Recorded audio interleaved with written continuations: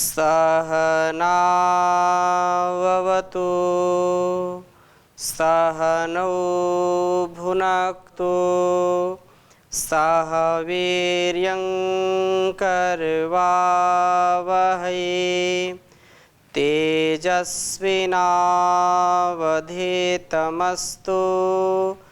मा विद्विषावहै।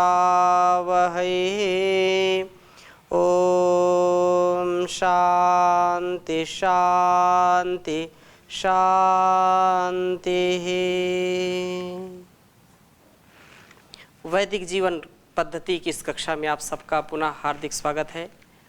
वैदिक जीवन पद्धति अर्थात वैज्ञानिक जो पद्धति है, जो पूर्ण रूप से आध्यात्मिक पद्धति है, जो अपने जीवन और इस जगत के लिए प्रामाणिक पद्धति है, उस पद्धति को अपना करके हम वेदांगों की जो शिक्षा है, जो हमारे लिए परमात्मा के द्वारा दिया हुआ महान ज्ञान है, उसके अनुसार अपने जीवन को जी करके इस व्यष्टि से समष्टि के कल्याण के लिए, आत्म कल्याण से विश्व के कल्याण के लिए हम तैयार होते हैं। निसंदेह हमारा यह जीवन सफल होता है। सजग, उत्साह और सौहार्द से परस्परता, नम्रता, कृतज्ञता बहुत बड़ी चीज़ है और वह हमको वेदों से मिलती है।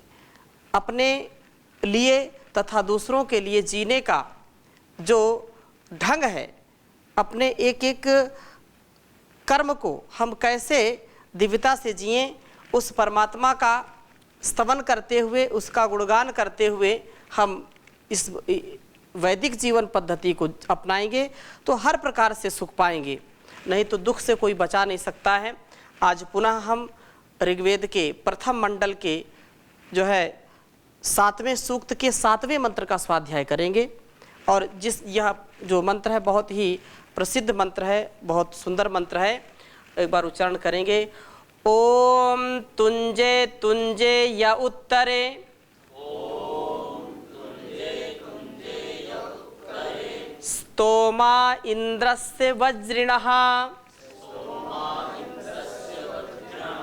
न विन्धे अस्य सुष्टुतिम्। ओम तुंजे तुंजे या उत्तरे स्तोमा इंद्रस्य वज्रिणः,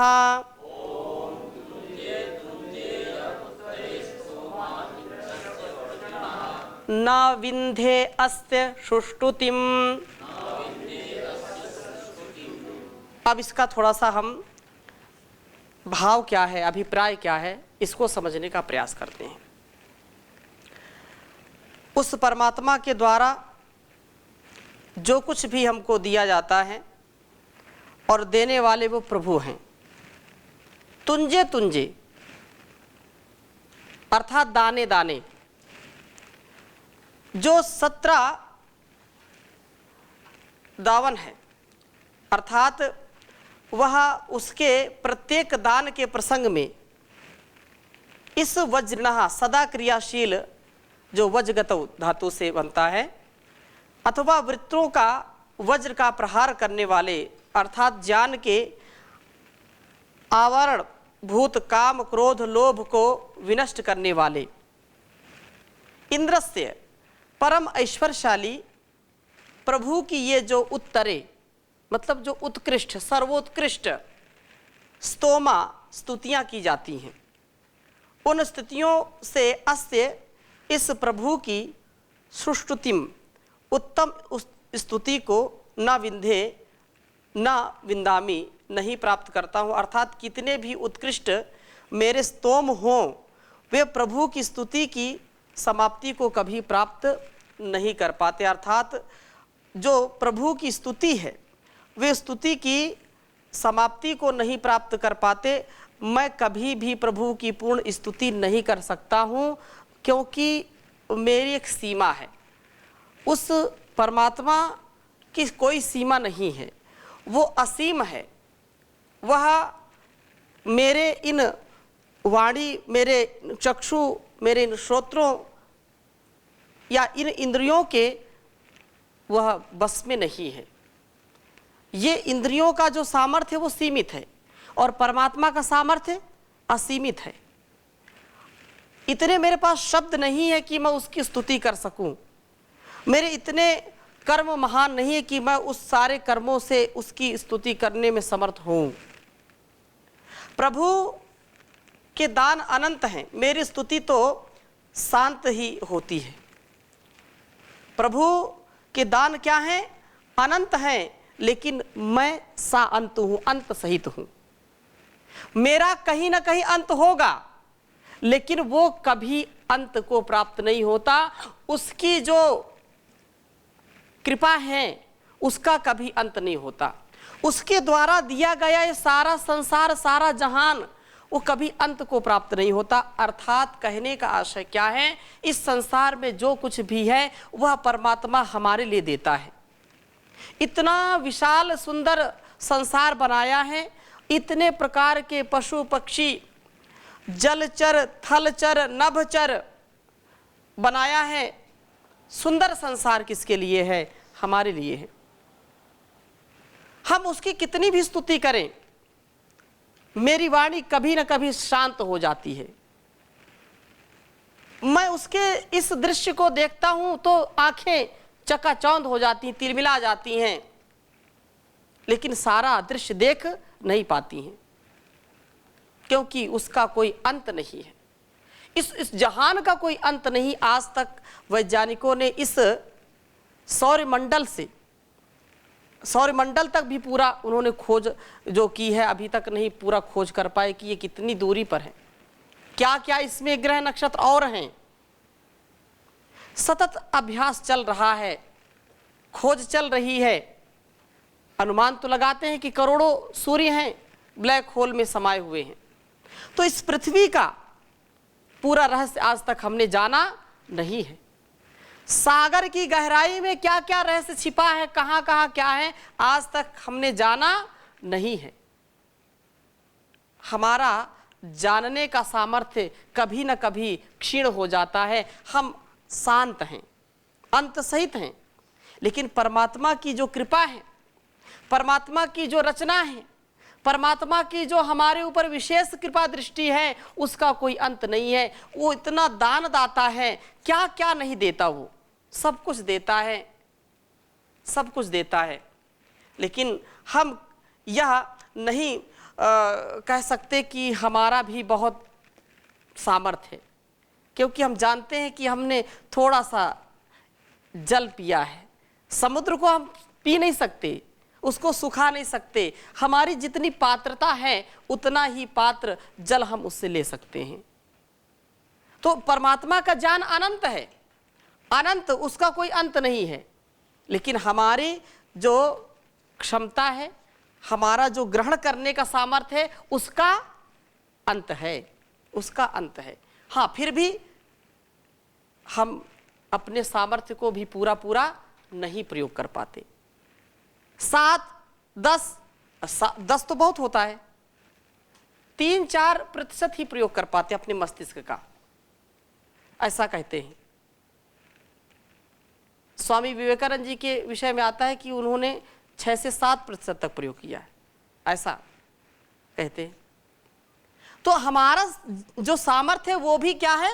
असीम है। लेकिन परमात्मा की यदि हम दृष्टि से देखते हैं तो वहां भी हमारा सामर्थ्य ससीम हो जाता है, शांत हो जाता है, अंत सहित हो जाता है। अतः हम इस बात को समझें कि वह परमात्मा जो प्रभु के दानों की पूर्ण स्तुति कर सकूं, ऐसा मेरा सामर्थ्य नहीं। जो प्रभु हमको सब कुछ देता है, क्या क्या नहीं देता है, और उसकी केवल दान की स्तुति मैं करने लगूं तो मेरे पास शब्द नहीं है। प्रभु देते देते थकते नहीं हैं, कभी हारते नहीं हैं, और मैं स्तुति करते करते हार जाता हूं, थक जाता हूं, विश्राम चाहिए। तो परमात्मा तो सबसे महान है, इसलिए कहा तुंजे तुंजे या उत्तरे स्तोमा इंद्रस्य वज्रिणः न विंधे अस्ते सुष्टुतिम। कि प्रभु के दान अनंत हैं। मैं प्रभु के इन दानों का पूर्णतया स्तवन कैसे कर सकता हूँ? मेरी शक्ति सीमित है और उसकी शक्ति क्या है? असीमित है। वो असीम है और मैं ससीम हूँ, सीमा सहित हूँ।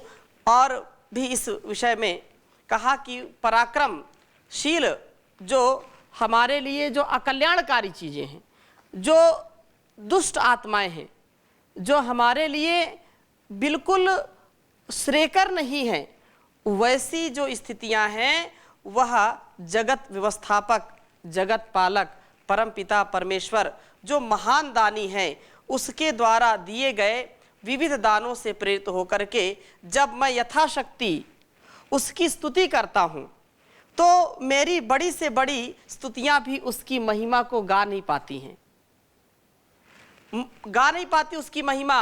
और कैसे वर्णन करें, क्योंकि वर्णन करने से पहले गूंगी मेरी जुबान होवे,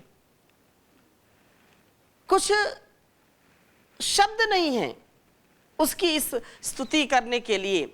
मैं उसकी महिमा का वर्णन करने में असमर्थ हूँ और यह वाणी भी असमर्थ हो जाती है।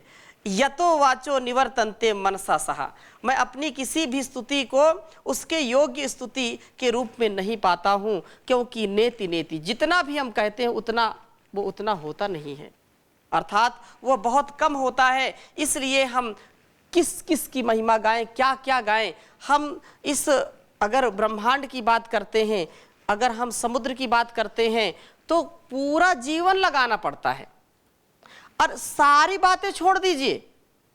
परमात्मा ने कितना सुंदर ये शरीर बनाया है, पूरा जीवन कोई चिकित्सक इसकी चिकित्सा इसके शरीर विज्ञान को समझने के लिए लगा दे तो भी इस पूरे विज्ञान को समझ नहीं पाता है। नए नए रोग हो जाते हैं, नई नई इस शरीर में ऊर्जा का संचार होता है। क्या क्या इस शरीर में है, कोई कितना बड़ा चिकित्सक होता है, पूरे शरीर का कभी स्पेशलिस्ट होता नहीं है, पूरे शरीर का विशेषज्ञ नहीं होता। आप जाएंगे तो आपको एक नेत्र विशेषज्ञ मिलेगा, आप जाएंगे तो उसको आपको हड्डी विशेषज्ञ मिलेगा, हैं? कहीं आप जाएंगे तो लीवर, किडनी, आई स्पेशलिस्ट मिलेगा। लेकिन ये कहीं पूरा नहीं कह सकते कि पूरे शरीर का स्पेशलिस्ट मिल जाए, सर्जन अलग होगा, है? तो अलग अलग ये पूरा शरीर कितना बड़ा विज्ञान है, इसको भी समझने के लिए उस भगवान ने जो हमको मति दी है, जो शक्ति दी है, उसका हम पूरा पूरा प्रयोग नहीं कर पाते हैं और इसके रहस्य को पूरा पूरा नहीं समझ पाते हैं। इतना असीम सामर्थ्य इसमें है और हमारे द्वारा की गई स्तुति वह परमात्मा स्वीकार करें, ऐसी भावना के साथ हम स्तुति करें तथा प्रभु का गुणगान करें, सुमिरन करें। सर्वथा हम उसको उसकी महिमा को गाने में असमर्थ हैं, हमारा सामर्थ्य नहीं है। उसका सिमरन करते रहें, परमात्मा के नाम का गुणगान करते रहें, उसका ध्यान करते रहें, चिंतन करते रहें, तभी हमारे जीवन का कल्याण होगा, और कोई उपाय नहीं है। इसलिए कहा है ओम का सिमरन किया करो, प्रभु के सहारे जिया करो। ओम का सुमिरन किया करो, प्रभु के सहारे जिया करो। वो दुनिया का मालिक है, नाम उसी का लिया करो। ओम का सुमिरन किया करो, उसी के सहारे जिया करो। सुर दुर्लभ मानव तन तूने बड़े भाग्य से पाया है। विषयों में फंस कर के बंदे हीरा जन्म गंवाया है। दुष्ट संग ना किया करो, सज्जनों से गुण लिया करो। दुष्ट संग ना किया करो, सज्जनों से गुण लिया करो। जो दुनिया का मालिक है, नाम उसी का लिया करो। ओम के सहारे जिया करो, प्रभु के सहारे जिया करो। पता नहीं कब रुक जाए, चलते चलते श्वासा। एक क्षण में सब खत्म हो जाए, जग का सभी तमाशा। सामान 100 बरस का है, पल की खबर नहीं। एक क्षण में, वर्तमान में हम जो जी रहे हैं, एक क्षण के लिए हम यदि विचार करें तो हम जो इस समय जी रहे हैं वही हमारा जीवन है। पता नहीं श्वास गई है, ये वापस आए कि ना आए। हम एक कदम आगे बढ़ाए हैं, दूसरा कदम बढ़ेगा कि नहीं बढ़ेगा कोई गारंटी नहीं है। इसलिए वर्तमान को निर्दोष माने और उसी में उस परमात्मा का गुणगान करें, उस प्रभु का चिंतन करें, उसकी आज्ञा का पालन करें, क्योंकि यह संसार तो ऐसे ही चलता है, नश्वर संसार है। पता नहीं कब रुक जाए, चलते चलते श्वासा। एक क्षण में सब खत्म हो जाए, जग का सभी तमाशा। सुबह शाम जप किया करो, याद प्रभु को किया करो। जो दुनिया का मालिक है, नाम उसी का लिया करो। प्रभु के सहारे जिया करो, ओम का सिमरन किया करो। और अगली बात क्या कही?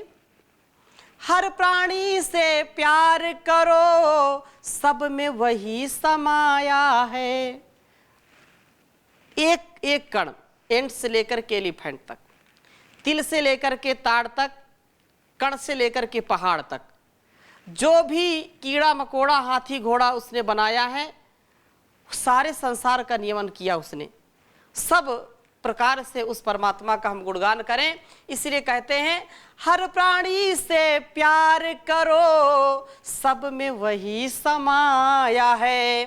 मिलकर रहना सब हैं अपने, कोई नहीं पराया है।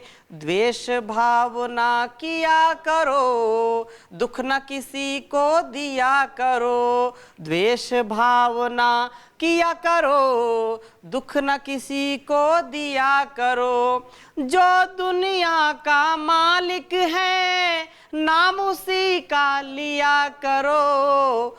ओम के सहारे जिया करो, प्रभु का सुमिरन किया करो। सच्चा सुख है प्रभु भक्ति में, बात न समझो झूठी। उस प्रभु की उपासना में ही आनंद है, उसकी उपासना से ही हमारी वासनाएं जाएंगी। उस उपासना से, समाधि से ही सारे समस्याओं का समाधान निकलेगा।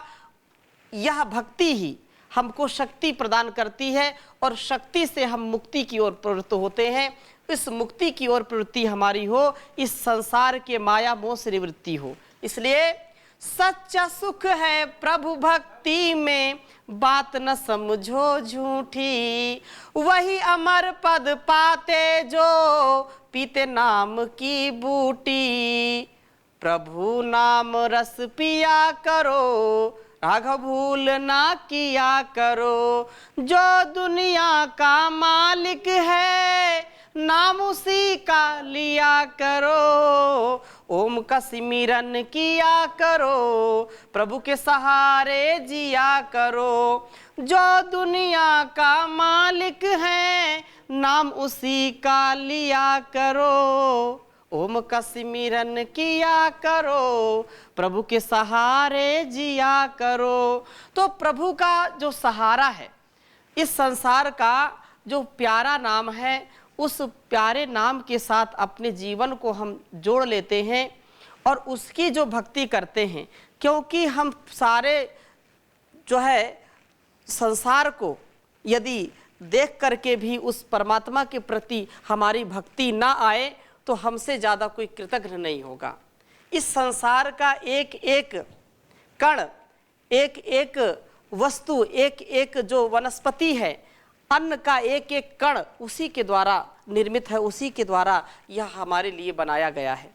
आप जब देखते हैं कि एक मिट्टी में ही सब कुछ हो जाता है, मिट्टी में गन्ना है, मिट्टी में उसी खेत में सब कुछ हो जाता है, तो उसकी स्तुति हम कैसे करें? हमारी जो है वाणी वहाँ पर स्तब्ध हो जाती है, वाणी ठहर जाती है, रुक जाती है, क्योंकि जितना जितना हम जानना चाहते हैं उतना उतना और रहस्य के पर्दे खुलते जाते हैं, उतना उतना और हमारे अंदर उसके प्रति भक्ति का भाव और उमड़ने लगता है, क्योंकि ये सारा संसार एक रहस्य है।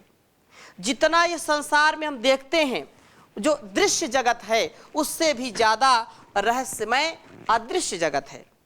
हमारे जो संसार में ये शरीर जिसको कहते हैं, इस शरीर भी जीता जागता एक बहुत बड़ा यंत्र है, जो जी रहा, जाग रहा, देख रहा है। लेकिन इसका सामर्थ्य कैसा है? ये पूरा संसार का सूर्य चंद्र तक इसका प्रभाव है। एक इस ब्रह्मांड में एक पत्ता भी हिलता है तो भी उसका एक अस्तित्व है, एक कण भी इधर से उधर होता है तो उसका भी बड़ा महत्व है।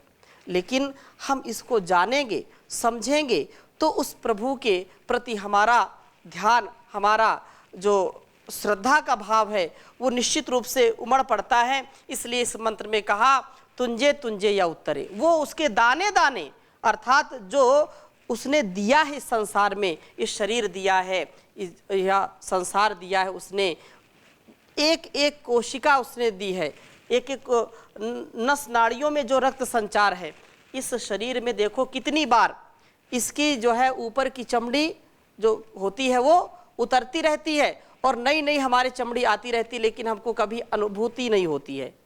हम समझते वही है, लेकिन कितने बार ये परिवर्तित हो जाती है।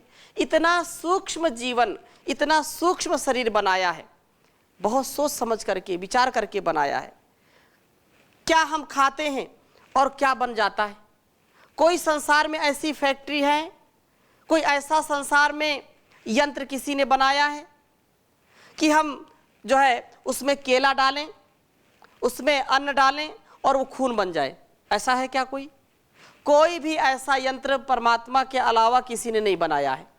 हम क्या क्या खाते हैं और वो रस, रक्त, मांस, मेद, मज्जा, अस्थि, वीर, शुक्र आदि के रूप में परिवर्तित हो जाता है। कितने प्रोसेस के साथ यह जीवन हमारा चलता है।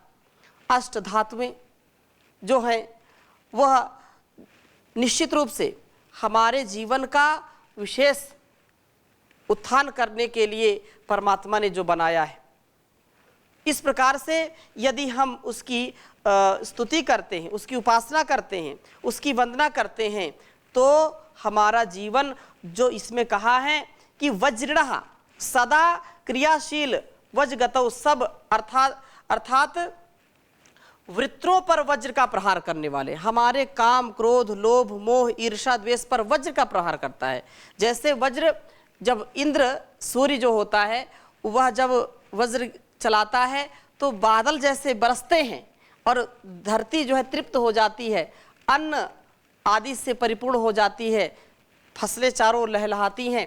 वैसे ही वह परमात्मा हमारे अंदर से जब प्रेरणा करता है, हमारे अंदर ऐसी तड़प, ऐसी लगन लगाता है कि हम संयमित और मर्यादित जीवन जीने के लिए संकल्पित हो जाते हैं, तो हमारे अंदर के जो काम, क्रोध, लोभ, ईर्षा, द्वेष, मोह आदि हैं, जो छल कपट के भाव हैं, वो भस्मीभूत हो जाते हैं, वो नष्ट हो जाते हैं और तब हमारे अंदर पवित्रता का आधान होता है, हमारे अंदर विशेष ज्ञान का आधान होता है और उस ज्ञान के आधान से उसके द्वारा हमारा कल्याण होता है। इसलिए यहाँ कहा इंद्र से, जो परम ऐश्वर्यशाली प्रभु है, ये जो उत्कृष्ट स्तोम स्तुतियाँ हैं वो न विंधे, न सुश्रुतिम, उत्तम स्तुति को न विंधे। हम निश्चित रूप से कितनी भी अच्छी, कितनी भी उत्कृष्ट, अपने दृष्टि में हम कितनी भी उत्कृष्ट स्तुति करें, लेकिन उस परमात्मा को समझने के लिए, उसको जानने के लिए और उसके प्रति जो कृतज्ञता का भाव है, उस कृतज्ञता से या उसके ऋण से ऋण होने के लिए हमारा सामर्थ्य नहीं है। हम इतने सामर्थ्यशाली नहीं हैं कि वह परमात्मा हमको जो है, हम उस परमात्मा की स्तुति कर सकें। एक बात निश्चित रूप से हमको समझनी चाहिए कि बचपन से लेकर के अंतिम श्वास तक कितना अनुभव हम करते हैं और कितना वो देता है, क्योंकि वो सबसे निकट है। माता पिता, गुरु, आचार्य, मित्र से भी वह निकट है और हर पल हमको प्रेरणा देता रहता है। हम कितनी सैकड़ों, हजारों, लाखों गलतियां करते पूरे जीवन में, लेकिन वह जब हम उसका गुणगान करते हैं हम उसका थोड़ा सा ध्यान करते हैं तो हमारे अंदर एक नई ऊर्जा संचरित हो जाती है, एक नया उत्साह आ जाता है और हम उत्साह से परिपूर्ण हो जाते हैं। नहीं तो संसार में लोग जो ज्ञानी नहीं हैं, जो आध्यात्मिक जीवन को नहीं जीते हैं, जो परमात्मा को नहीं मानते हैं, वो क्षण क्षण में दुखी होते हैं। क्षणे रुष्टा क्षणे तुष्टा, रुष्टा तुष्टा क्षणे क्षणे। उनका जीवन ऐसा होता है कि वो 2 मिनट में प्रसन्न हो जाते हैं और बस एक क्षण में, एक एक क्षण क्षण में उनका स्वभाव बदलता रहता है। तो स्वभाव को बदलने का, संस्कार को बदलने का यदि क्रम चलता रहेगा तो फिर हमारा कभी कल्याण नहीं हो सकता।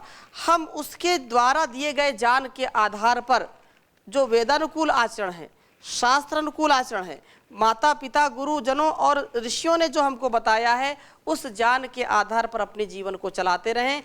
सुखी दुखी, मान अपमान या जो भी संसार के दुविधा वाली चीज़ें हैं, उनमें अपने आप को हम स्थिर कर लें, बीच में अपने को रखें और उस परमात्मा की स्तुति प्रार्थना उपासना करते जाएं, क्योंकि वह सब कुछ देने वाला है। प्रभु के दान का कोई अंत नहीं है। जब भी हम मांगेंगे तब भी वो देगा, जो मांगेंगे वो देगा, लेकिन उसके लिए हमको पुरुषार्थ भी करना पड़ेगा, हमको अपने जीवन में पवित्रता भी धारण करनी पड़ेगी। इसलिए सदा मैं प्रभु के इन दानों का पूर्णतः स्तवन नहीं कर सकता हूँ। क्या क्या उसने दिया है, सब कुछ दिया है। मैं ये नहीं बता सकता हूँ कि क्या नहीं दिया उसने, सब कुछ दिया है। जाने अनजाने मैं जानता हूँ ये दिया है, उतना ही नहीं है, उतना ही नहीं है। पता नहीं क्या क्या उसने हमारे लिए नहीं दिया। तो हम उस परमात्मा के प्रति बहुत कृतज्ञ होकर के उसका स्तवन करें, क्योंकि स्तवन से कुछ हमारे अंदर शांति का आधान होता है, सुख आनंद का आधान होता है। इसको हम सदा ऐसे ही करते रहें। तो आज की कक्षा को इन्हीं भावों के साथ समापन की ओर ले जाते हैं। शेष चर्चा नए मंत्रों के साथ अगली कक्षा में करेंगे। ओम